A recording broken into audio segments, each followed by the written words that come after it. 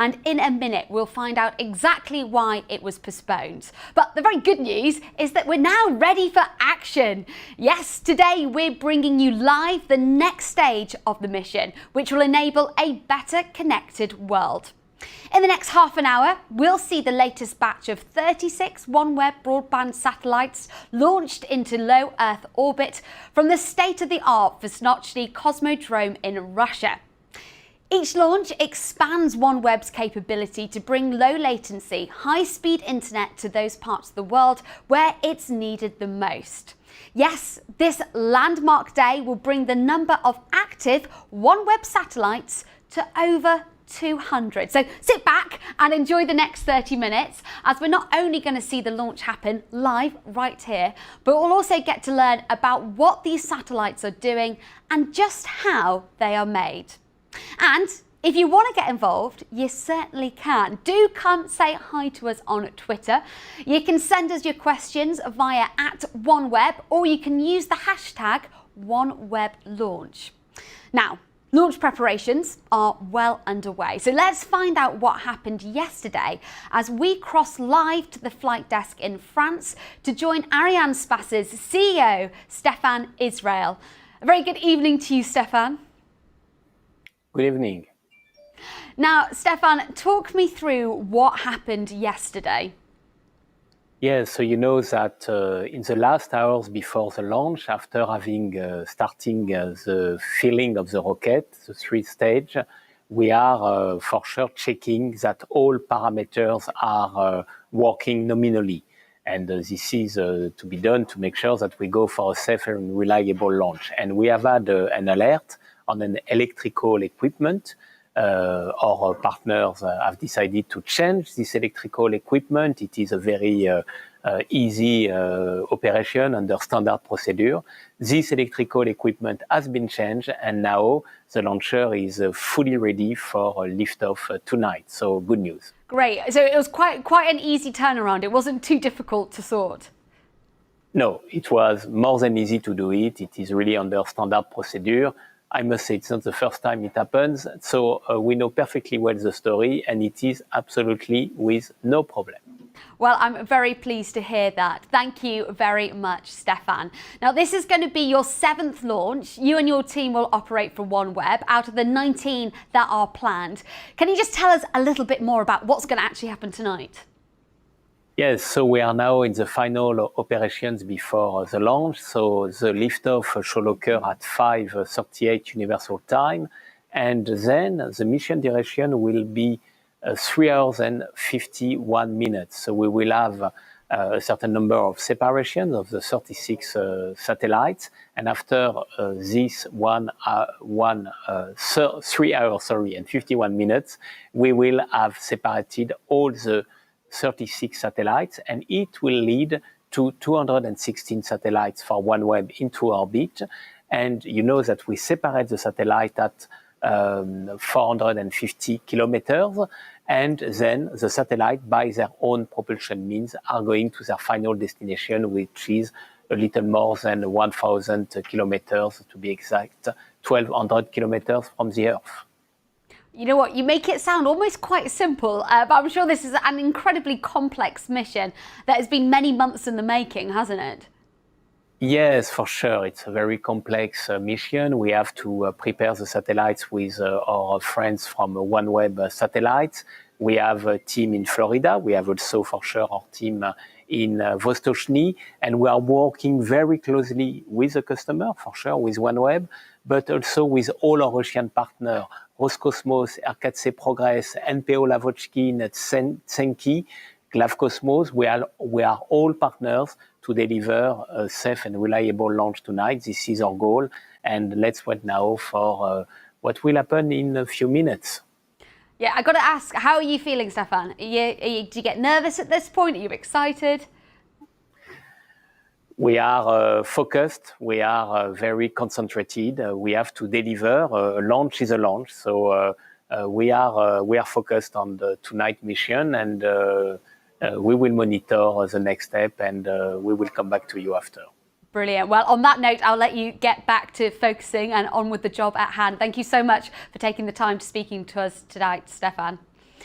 Now, let's speak to OneWeb's launch expert, Vice President for Space Infrastructure Development, Maurizio Vanotti. Welcome, Maurizio. Good to have you back again. Now, it'd just be great to get your thoughts on last night's postponement. We are grateful for the support from Arianespace team in both Vostochny and Paris. What is important is that the suspected anomaly was caught in time, and we look forward to today's launch.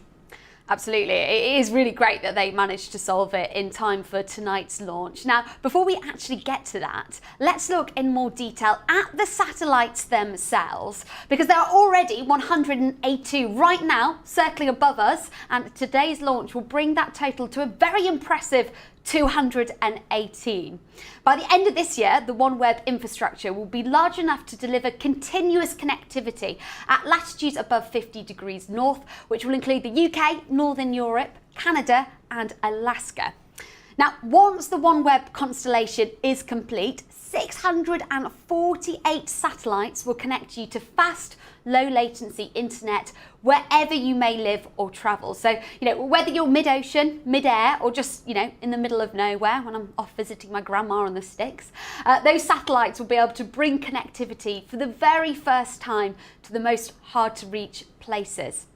So let me just give you a little bit more background on the satellites themselves. They're around the size and weight of a fridge, and they are powered by lithium-ion batteries, just like electric cars. But unlike those, these guys get all their charge from solar power. The design itself consists of 4 modules, which fit together in the shape of a box to form the main structure. That modular design means that they can be manufactured quickly and cost-effectively. Now, the satellites are manufactured by OneWeb Satellites in Florida's historic Space Coast. OneWeb Satellites is a joint venture between OneWeb and Airbus, and they're able to produce 2 satellites a day for around 1/50th of the time and cost of traditional construction. Really, really impressive stuff. They're then shipped to Russia to be loaded into the dispenser, which is located at the top of Arianespace Soyuz launch vehicle. Now, compared to geostationary satellites, OneWeb satellites will orbit 30 times closer to the Earth, giving us that low latency, high speed, stable connection. The individual satellites act like nodes in a network, transferring your data wherever you are in the world. Now, earlier, I spent a little bit of time chatting with OneWeb Satellite CEO James Hines and mechanical engineer Kelsey Spagnolia to see just how these marvels come to life. Hello James, nice to meet you. Firstly, can you just give us a little bit of background on OneWeb Satellites? What makes you guys different from other satellite manufacturers? Well, Georgie, how long have you got for that answer? But I'll try and be quick. So, Georgie, thanks a lot for the privilege of talking today. Airbus OneWeb Satellites is basically a joint venture between Airbus and OneWeb. And its sole mission is to basically design and to produce satellites for low Earth orbit. And just to kind of give a couple of points of reference. So exactly what Ford did in mass production of cars and Airbus do in the mass production of aircraft is what we want to do and we are doing with satellites. And so, again, looking at those examples I told you, you're looking at many units coming off a production line in any given day. Why is it so important that you're creating them at such a rate? Well, there's 2 reasons. First of all, today is a 7th launch for OneWeb, and it's a real milestone in terms of being able to say we have built 200 operational spacecraft and getting them delivered. So if you look at the overall size of the constellation for OneWeb, it's absolutely key that we have a factory which can deliver satellites at the rate they need to launch for the business case for their constellation. So can you just talk me a little bit more about this production process? Because this is really what makes you guys unique. How does this operation all come together? So the factory for producing the spacecraft is in Florida, but it'd be remiss of me to mention the other people who make that really a partnership. So first of all, we have a site in Toulouse, France, where we have a good few, if not the majority, of our engineering team and also support services. But we also rely on a global network of suppliers. who bring in those raw elements to make the spacecraft happen in Florida. And then the final piece of the puzzle in terms of a partnership is our customers. And it's absolutely important that they are involved at every single step of the process. So when they get those spacecraft ready for launch, like we have today, they know exactly what work, what quality, what performance has gone in to make that happen. So it's really about a global partnership, looking at our suppliers, looking at our various factories and OneWeb satellites, and of course the customer who is along with us at all points of that journey. Well, speaking of that global teamwork, let's now speak to Kelsey, who's actually over in Florida. She's one of the engineers that builds these satellites. Kelsey, it's so nice to meet you. Tell me where you are, because I feel like that's the production line right behind you. Am I right? Hi, Georgie. Yes, you're correct. There is a part of the production line behind me that you can see. And this is where we build one of the 4 modules that make up the satellite. Could you talk me through that process then? How do you actually go about building a satellite? We have 4 main modules that come together to build the satellite. The first 3 are what we call the service modules. We have the avionics module, which is the brain of the satellite. It has the computer on board that processes all of the functions for the satellite. Next, we have the propulsion module, which helps propel the satellite into its right position in orbit. And then we have our solar arrays that are the power system that use the solar energy to charge the battery, which charges the satellite. And then our last section is the payload, which is the overall purpose of the spacecraft's mission. And that for us and for our customer is to have RF communication for broadband connectivity. Well, thank you so much for joining us, Kelsey. I'll let you get back to work. Thank you.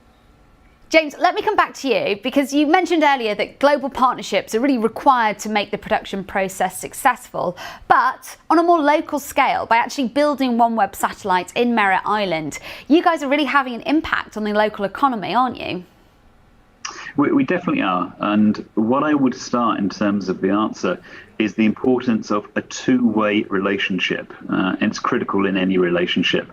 But in Florida, we are having the great privilege of being on the Space Coast. So we have access to a great number of people, great number of skills, and also various organizations who are very, very tuned to providing that level of quality.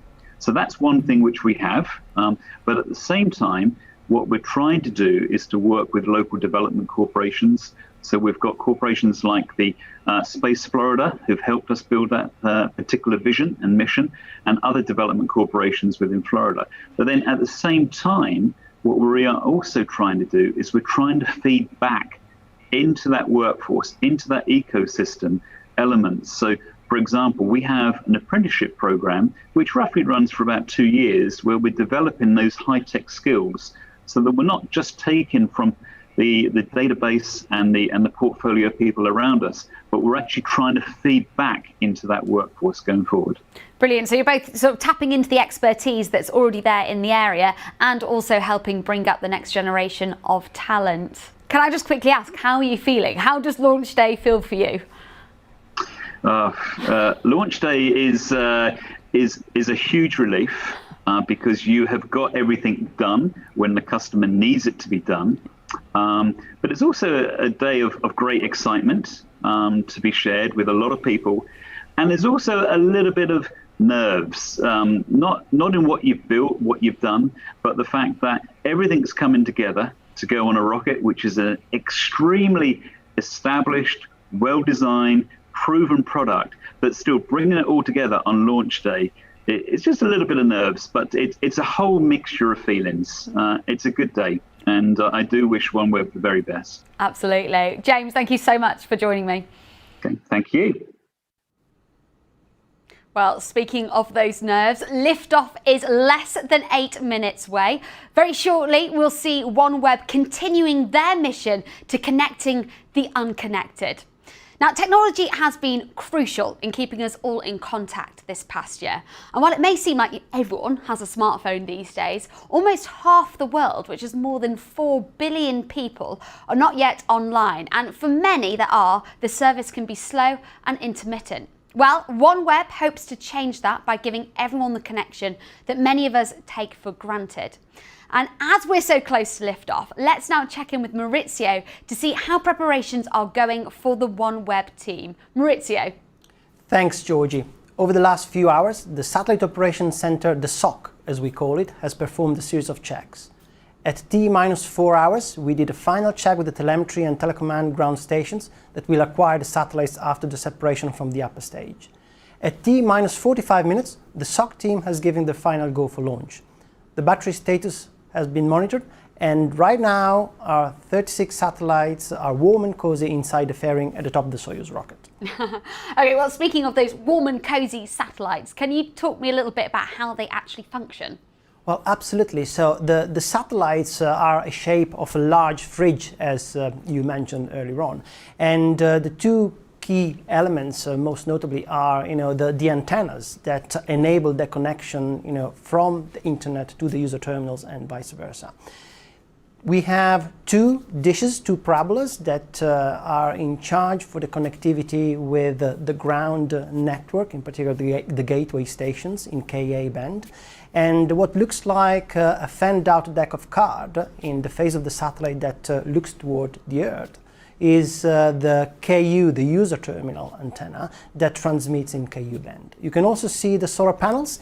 These are the wings of our birds that deploy after the satellite separates from the rocket. Great stuff. Well, let's bring into the conversation from Arianespace, their Chief Brand and Communication Officer, Gregory Gavroy. Welcome, Gregory.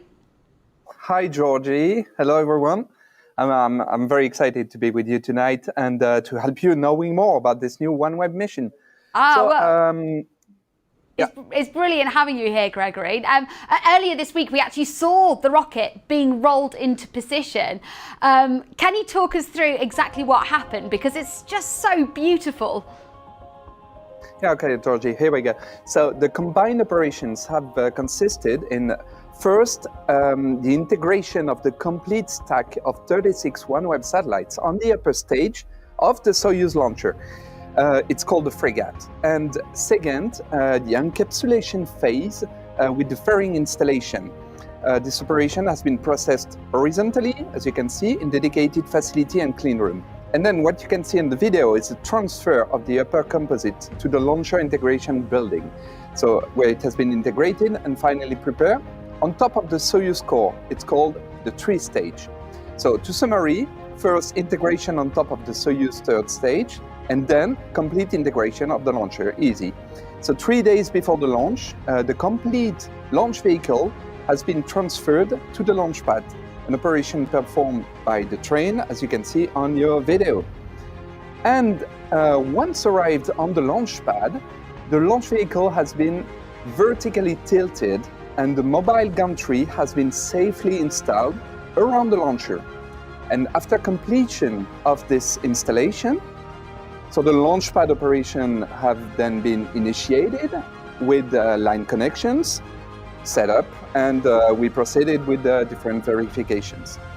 So the countdown and dress rehearsal have finally been run successfully around at D-2, so 2 days before the launch, so to say. And while I was speaking, I'm also connected with the monitoring system of the mission, and I can confirm that final ops are running as expected, and we have a Soyuz rocket ready for launch tonight. Well, that I'm very pleased to hear. And actually, looking at the countdown clock, we're just 3 minutes off liftoff. Gregory, just talk me through what is actually happening at the launch pad right now, because we've got some visuals on it. Yeah, absolutely. So far, final operations are still running as expected, as you can see behind me. So all good here. The beginning of the launch vehicle final automatic sequence has been initiated manually around H0. H0 is the liftoff time, minus 5 minutes, with a turn-off key in start position. So let me share a secret with you. In Russian, the command order is called "Kluch na start," meaning key on start. And purging operations are ongoing, likewise. And a few seconds ago, the umbilical connectors were separated, meaning on frigate, the upper stage, the switch has now been done to the onboard power supply system, making the upper stage powered autonomously. Before this disconnection, 2 minutes and 25 seconds before liftoff, the communications between the ground and the launcher upper part were provided by the umbilical connectors indeed. And in the meantime, the pressurization of the Soyuz 3-stage tanks is being run. And at H0 minus 45 seconds, the switch will be done to the 3-stage onboard power. Brilliant stuff, and I've just seen some lights going on there, all very exciting. Maurizio, how are you feeling right now? This is a pretty complicated mission, isn't it? It is. We've got a long journey ahead. We have a lot of satellites to drop off at different locations. It's a complex mission for Soyuz that will be completed in just under 4 hours. Now, Gregory, as we haven't got long until takeoff, can you talk me through exactly what happens in those final few seconds before the big moment? Yes, Georgie, indeed, we are getting information from a team of colleagues in Russia. We call it in French the CVI, actually the Immediate Insight Control Team. It's tracking the launch vehicle and receives telemetry data directly from it, and is thus able to confirm when a major milestone of the launch sequence has been passed. Brilliant stuff. So that is what is going to be happening in those final 30 seconds. They're going to be doing those final checks right now. Now, this is actually a very early morning launch over in Russia. It's about 2 a.m. over there. They've been working throughout the night. And as we wait for liftoff, Maurizio, just talk me through what we're seeing on the live feed here. So it's just about 30 seconds, less than 30 seconds right now. The launch was delayed by a day, and as explained by our colleagues from Arianespace, this was due to apparently an anomaly on one of the units. Oh, I can see some smoke coming out there. And actually, I can feel like the infrastructure, it's dark out there, but I feel like the infrastructure is moving away there. It's amazing, isn't it? It's really atmospherical, actually, seeing the sort of smoke around it in the night time.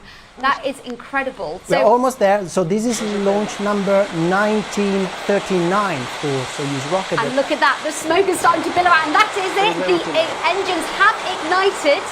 The thrusters are going to be going through those different stages that Gregory was speaking about. Look at that blaze, it's just phenomenal. Like, you can actually see the vibrations. And there we have it, liftoff of OneWeb's Launch 7. Look at it shooting up there, moving at phenomenal speeds. How are you feeling, Maurizio? This is phenomenal, as you said, Georgia. I'm sure I share the feelings of all my colleagues when I say that I'm so excited right now. And along this, there's underlying tension keeping us all on our toes and keeping us really focused. Right now, you're seeing the boosters doing all the hard work, pushing us against the Earth gravity. They're going to burn in just less than 2 minutes, 1 minute and 58 seconds. Absolutely, and it's quickly shot under cloud cover there. We can see some onboard cameras of it still moving. How fast is it actually going right now? So the rocket is constantly increasing its speed through different stages of the ascent. The final orbital velocity will be around 7.6 kilometers per second, not per hour, but per second.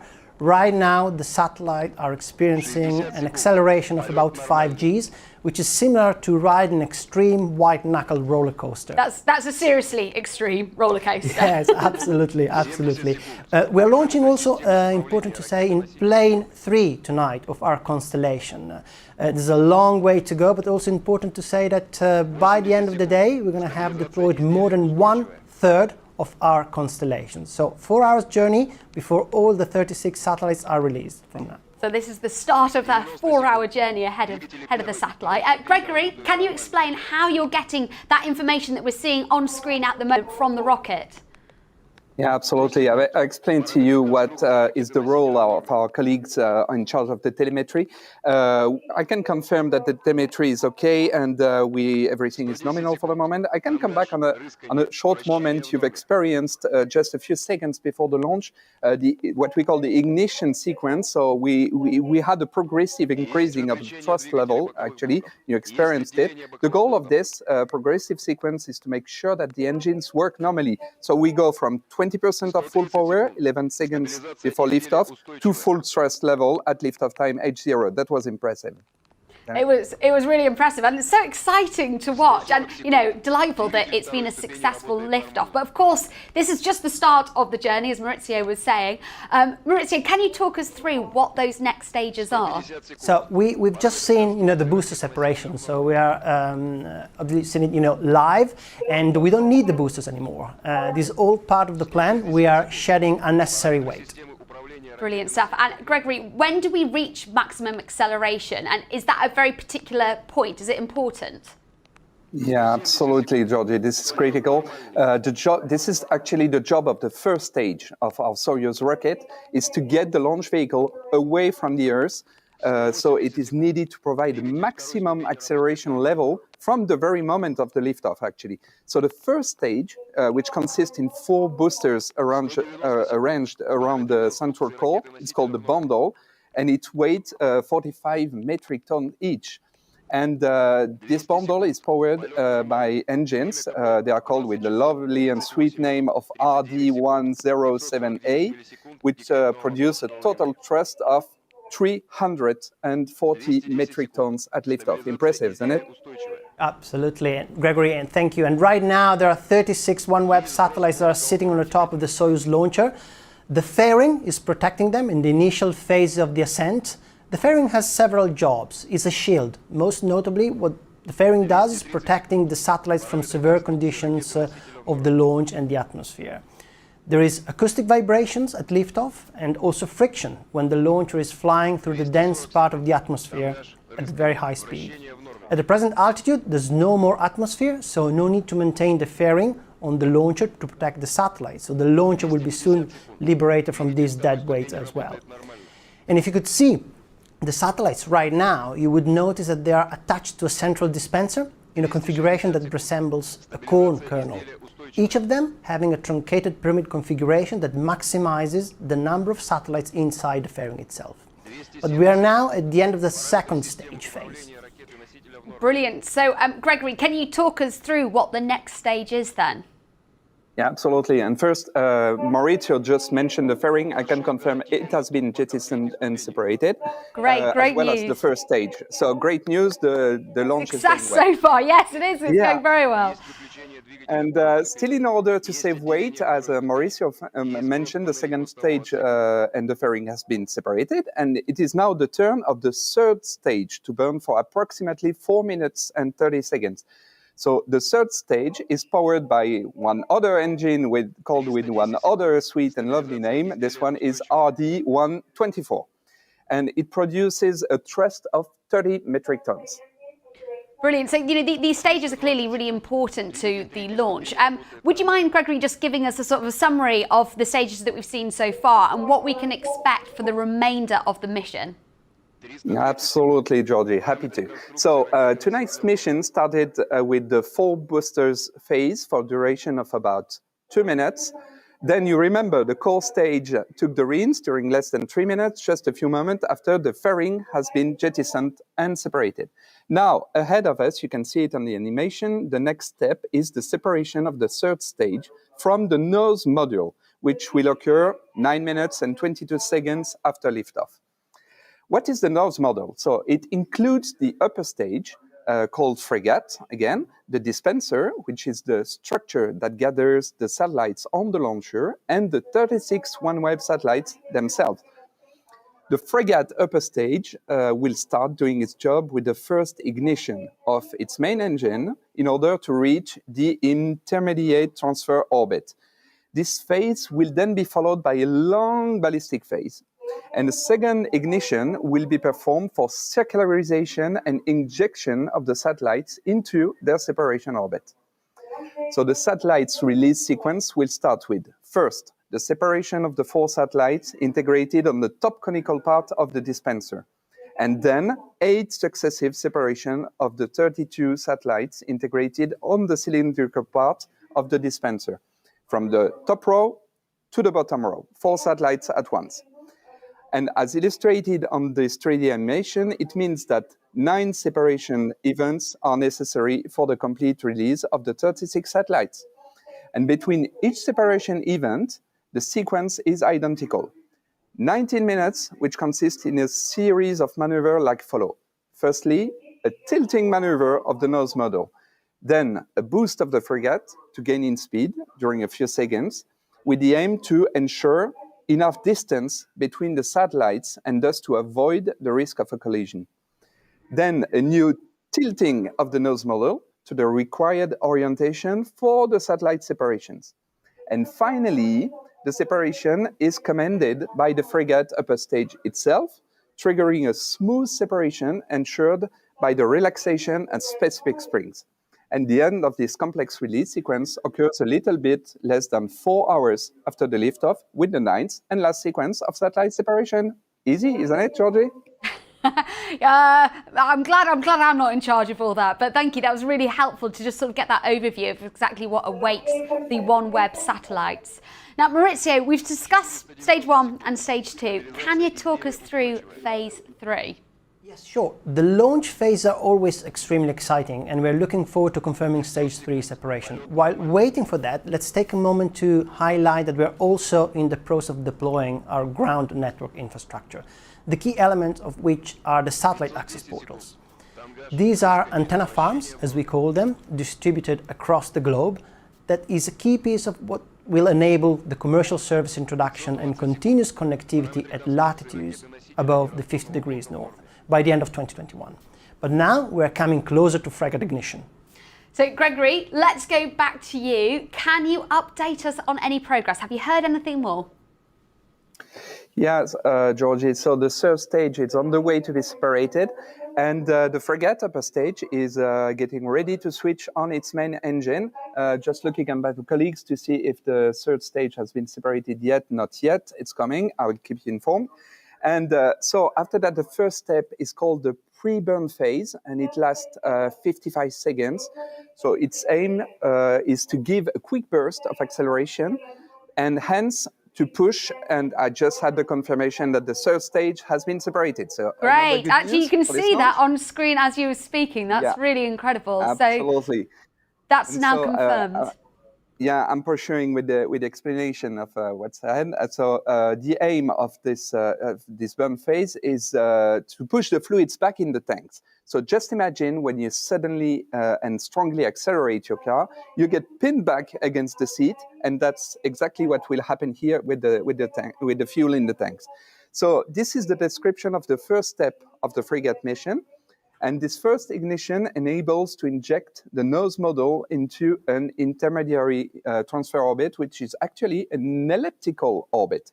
And the duration of this boost is just over 5 minutes. So fingers crossed now, we will be able to confirm the success of this ignition in a few seconds. So stay tuned, folks. Brilliant. I'm glad it's all going so well. Maurizio, can you talk us through what's going to happen next? Well, the next phase of the journey is about to start. The frigate is really the smartest part of the rocket with its own brain, and it will execute a series of separations as described by Gregory. This is like a school bus drop-off, as it will release 4 satellites per stop in a series of 9 separations in total. And know that as our celestial bus has only 1 gear, and after each drop-off it becomes lighter, the frigate will have to fire its engine for a shorter period of time after each separation. Once the satellites are released, the onboard computer wakes them up, and the team at the Satellite Operations Center takes control of the satellites. Brilliant. Well, that is where we're actually going to leave the mission for the time being. So far, so good. Thank you so much, Gregory, Maurizio, and of course, the entire team at OneWeb Satellites and Ariaspace for allowing us to join them live and for all their insights. Really exciting stuff. Well, that's nearly all we have time for. But before we go, Maurizio, as you can expect, we've had quite a few questions coming in from Twitter. People have been submitting them to you. So I thought we'd just quickly finish with you answering some of them. So our first question has come from Jeffrey, and he's asked, how does OneWeb's connectivity work over oceans? The objective of OneWeb is to deliver fast broadband at a global scale with low latency. And we can do this thanks to our ground network infrastructure that we briefly were mentioning and referring to earlier on. Is essentially a network of antennas that are grouped in antenna farms that ensure that each and every satellite at any point in time throughout the orbit is connected to the ground. And that ensures continued connectivity from a user perspective. Great stuff. And Antonella wants to know, how does someone buy OneWeb's service? Can you explain how to actually go about ordering it? It's simple. Just ask your preferred local telecom operator. There are many kinds of OneWeb customers: local communities, global enterprises, telcos, carriers and mobile operators, businesses, and governments everywhere. We aim to be partners of choice for the hardest to reach end users. And we are working with local telecom operators who invest locally, so our partners in Alaska, so that we can connect users at scale. These great distribution partners bring the service to businesses, communities, and end user customers alike. We are not a customer business, so we serve your preferred existing network provider. In this way, it's easier for businesses and consumers. They can use their preferred existing provider with billing and servicing and upgrades and all part of the package they already have. Great. And our final question comes from Imani, and she had an interesting question about the user device, which is actually something we haven't spoken about in this episode. But can you just quickly talk to us about how it works? It's called User Terminal. It's a simple, reliable antenna device that connects you, the user, to the internet, no matter where you are in the world. OneWeb's network can be accessed wherever there is direct line of sight to the sky above from the user terminals itself. You can connect to the internet via the user terminal. It's a resilient, secure, affordable two-way communication. To enable quality connectivity, we need a new class of LEO user terminal, low Earth orbit user terminal. And we are working with a range of user terminal partners to offer to our customers different sizes and power terminals depending on your needs, the capacity that you required.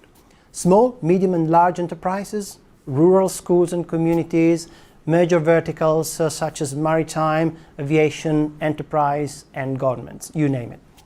Thank you so much, Maurizio, for those insights. And thank you also to everyone who submitted their questions and talked over on Twitter.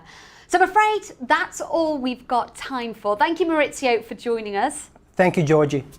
So we've seen the liftoff of Launch 7. This mission truly takes an incredible amount of teamwork and collaboration, and it's impressive to see how this dream comes together. Today we got one step closer to OneWeb's mission, connecting the unconnected, and it really won't be long until we can do it all again. So look out for the details of Launch 8. This one is going to be a very special event because if it all goes well, OneWeb will have grown its network large enough to bring full connectivity to the top half of the Northern Hemisphere. So you can follow this particular project, Launch number 7, as it progresses over on OneWeb's social media channels. But for now, from me and all the team at OneWeb, thank you for watching and goodbye.